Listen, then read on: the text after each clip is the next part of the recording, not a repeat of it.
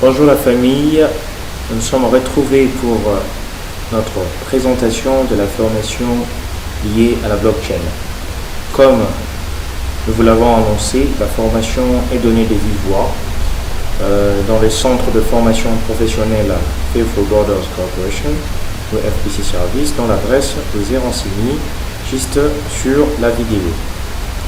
Alors, notre formation consiste sur la blockchain. Comme nous vous l'avons annoncé, la blockchain c'est une technologie qui existe depuis presque un bail, mais ce qui est toujours méconnu par les Africains. Puisqu'une poignée de gens savent en quoi consiste la blockchain et savent ce qu'on peut faire avec la blockchain. Pourquoi? Parce que tellement que le système est décentralisé et qui est contre toute régulation gouvernementale, c'est aussi beaucoup plus haché ou tout simplement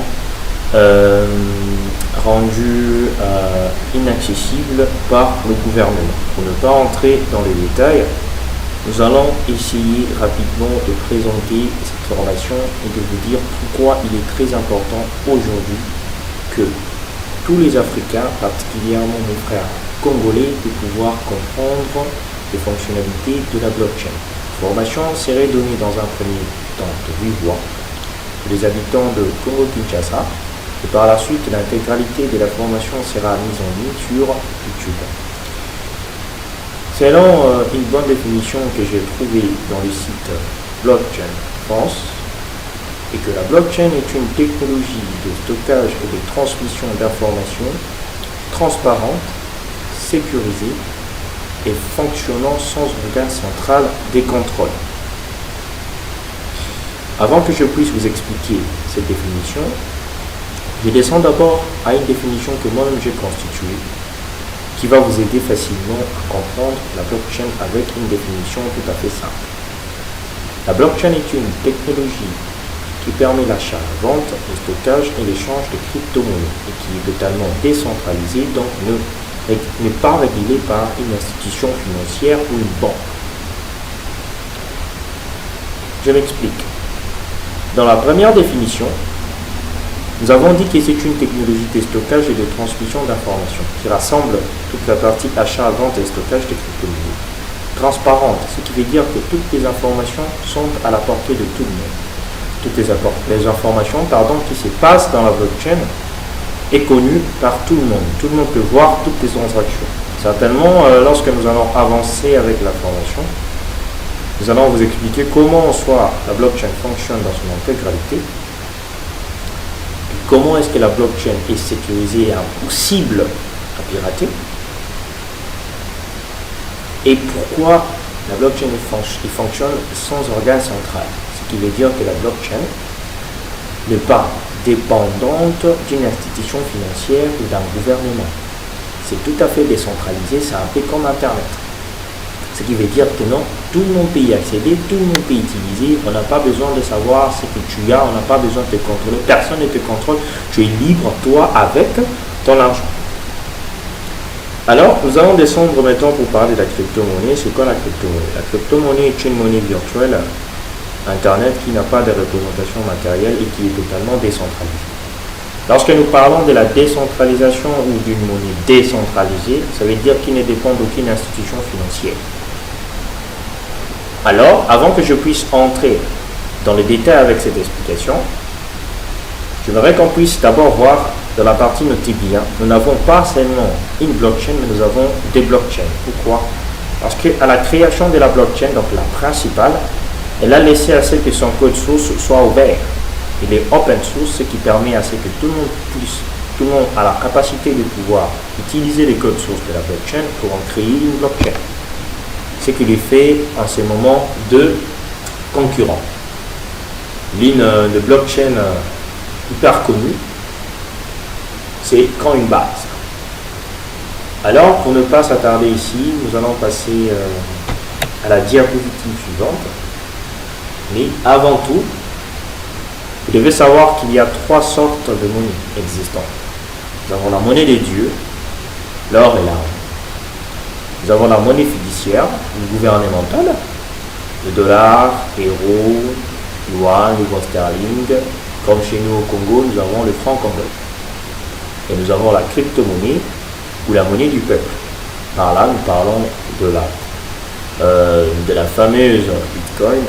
Nous avons Ethereum, nous avons Algorand, nous avons Litecoin, nous avons beaucoup plus de 1000 crypto-monnaies existantes, mais ce sont plutôt des cryptos qu'on les trouve presque dans beaucoup de plateformes.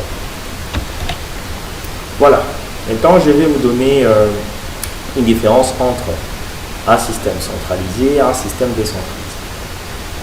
Un système centralisé, aussi appelé système bancaire, est tout système qui régule toutes les opérations liées à un compte.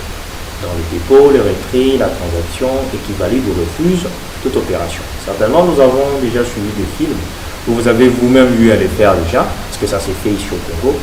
Vous êtes par exemple dans un resto avec votre copine ou en famille et tout, et que vous voulez payer. Au lieu de payer en liquide, vous sortez votre carte de crédit ou votre carte bancaire. Vous les remettez au réceptionniste, et il procède par la transaction. En soi, ce n'est pas vous qui payez, mais c'est votre banque qui paie à votre place. Pourquoi j'ai dit ça? Votre banque procède d'abord par vérifier si vous avez les fonds nécessaires pour pouvoir payer, et par la suite, la banque valide ou refuse tout simplement la transaction. Donc, nous savons bien que si une personne est sous poursuite judiciaire, nous le voyons bien avec des personnes qui sont riches, mais sous poursuite judiciaire. La première chose qu'on fait, on commence d'abord par geler ses comptes, ce qui veut dire qu'il n'aura pas accès à son argent. Or, lorsque vous déposez votre argent dans une banque, ce qu'il faut savoir est que votre argent ne vous appartient pas à 100%. C'est un principe que vous devez connaître.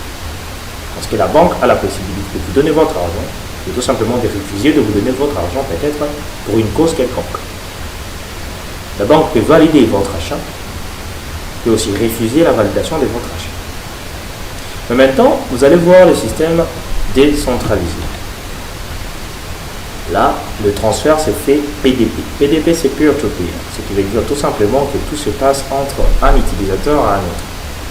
Il n'y a pas d'intermédiaire, il n'y a pas d'entité physique, il n'y a pas d'institution financière. Pour faire une transaction d'un A à B dans un système centralisé, vous allez passer, l'argent passe par l'institution financière qui vérifie la transaction, vérifie les comptes, vérifie la validité et tout, et procède par les transferts. Mais avec un système décentralisé, tout s'est fait entre nous. Donc c'est comme si vous remettez une personne de l'argent en main. Vous n'avez pas eu de passer par l'intermédiaire de notre personne pour le faire. C'est par là qu'on parle d'un système décentralisé. Si vous voulez envoyer de l'argent à votre mère, vous le remettez à votre ami, et votre ami va remettre à votre mère. Vous vous êtes servi de votre ami comme étant intermédiaire pour qu'il puisse envoyer de l'argent à votre mère. Là, c'est ça que nous parlons d'un système centralisé. Donc, vous ne pouvez pas atteindre la personne que vous voulez envoyer de l'argent sans passer par une entité quelconque, sans passer par une personne ou un groupe de personnes. Avec un système décentralisé, c'est comme si vous-même partez directement remettre de l'argent à la personne que vous souhaitez. Ce qui fait que tout ce que vous faites se passe entre vous sans pour autant qu'il y ait d'intermédiaire. Alors, nous allons un peu voir l'histoire du Bitcoin. Le Bitcoin a été créé suite à la crise économique de 2008, dans la crise mondiale économique de 2008 par Satoshi Nakamoto.